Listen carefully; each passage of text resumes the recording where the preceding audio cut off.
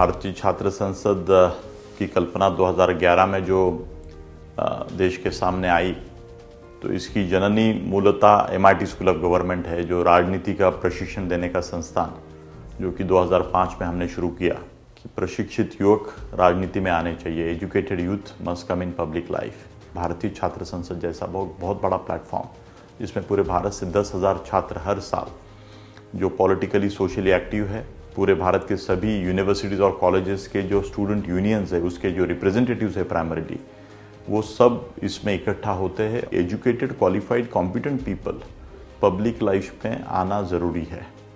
उन्होंने अगर राजनीति में आए तो हमारी नीतियाँ अच्छी बनेगी, हमारे कायदे अच्छे बनेंगे और हमारा देश का लोकतंत्र और मजबूत होगा। लोगों ने हंसी मजाक बनाया था कि पब्लिक लाइफ में इस तरीके से ट्रेनिंग और एजुकेशन देके लोग आगे नहीं आ सकते। ऐसे बहुत सारे पॉलिटिकल पार्टियों के बड़े दिग्गज राजनेताओं ने भी ये बात को बोला था। कुछ राजनेताओं ने इसको पॉजिटिव भी, सकारात्मक भूमिका से भी देखा था कि ट्रेनिंग हर क्षेत्र में है। ड्राइवर के लिए भी ड्राइविंग का लाइसेंस चाहिए। तो राजनीति में अगर किसी को आना है, वो पब्लिक पॉलिसी और सामाजिक ज्ञान पूरा लेके, इलेक्शनरिंग का ज्ञान हो, बाकी सब कुछ हमारे गवर्नेंस के प्रति का अंडरस्टैंडिंग लेके अगर वो आता है, तो जाहिर है कि वो लोकतंत्र में, हमारे इलेक्शनरिंग में बहुत अच्छा काम करके एक अच्छा नेता आगे आ सकता है। बहुत सारे लोग MLA भी बने हैं, बहुत सारे लोग पद लेके काम भी कर रहे हैं। अभी महाराष्ट्र का जो चुनाव हुआ, मुझे प्रसन्नता है कि कांग्रेस पार्टी से एक MLA बने, एक BJP से MLA बने।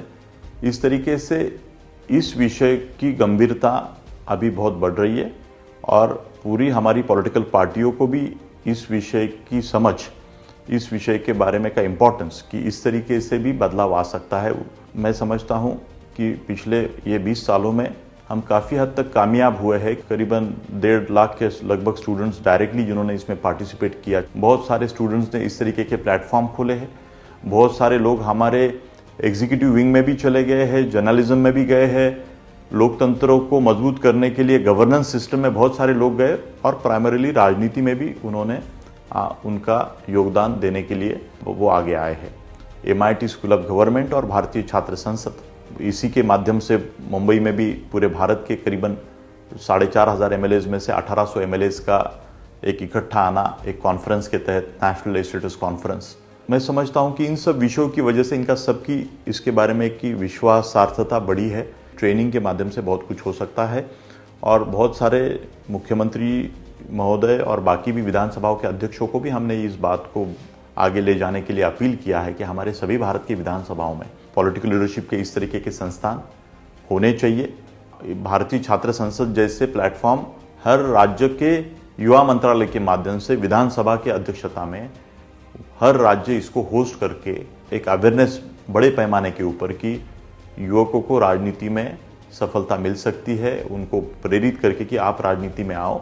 तो हमारी ये भूमिका रही कि इस कैंपस में जो 25,000 बच्चे हैं, इसमें से चुनिंदा बच्चों को, ये जो करीबन 250-300 MLAs इस भारतीय छात्र संसद में आ रहे हैं, हम किस तरीके से इनके साथ डायरेक्टली जोड़ें उनको, ताकि MLAs को भी, लेजिस्लेचर्स को भी उनके माध्यम से मदद हो सकती है और उसी प्रोसेस में स्टूडेंट्स को भी मौका मिल सकता है कि हम किस तरीके से फर्स्ट हैंड एक एक्सपीरियंस कह सकते हैं कि सभी MLAs के साथ काम करके मिल सकता है। तो इसलिए हमने एक बाकायदा प्रोसेस बनाई है ताकि ये 250 MLAs, ये पूरे जो 10,000 छात्र भारतीय छात्र संसद में आ रहे हैं, तो इनको हम MLAs के साथ कैसे जोड़े, तो उसकी पूरी प्रक्रिया और उसका एक पूरा प्रोसेस हमने बनाया है।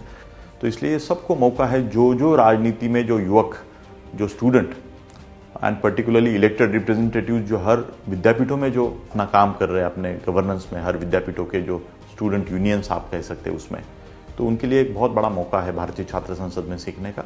और मुझे सबसे बड़ी प्रसन्नता है कि ऐसे बहुत सारे प्लेटफॉर्म पूरे भारत में लोगों ने कोशिश की और काफ़ी हद तक कुछ लोग सफल भी हुए हैं कि भारतीय छात्र संसद का एक अनुकरण करके स्टूडेंट्स में, सोसाइटी में इसके बारे में अवेयरनेस करने के लिए। बहुत बहुत धन्यवाद।